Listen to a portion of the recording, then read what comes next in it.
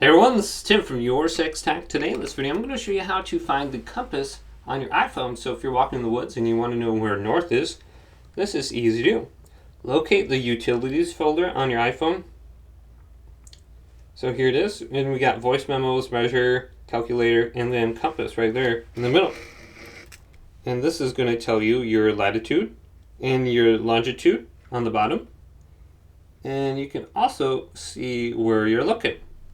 So this will stay north always when we move it around. You can see it's always going to be in the same direction. And if you look further below, you're going to see your elevation, the city and the state you're in, your latitude and your longitude as well. So all that personal information. So it's very cool. Just check this out. And you can tap this and yeah. Hopefully this video did indeed help you out. If it did, leave it a big thumbs up and subscribe to my channel down below for more tech videos coming up next on Your Six Tech.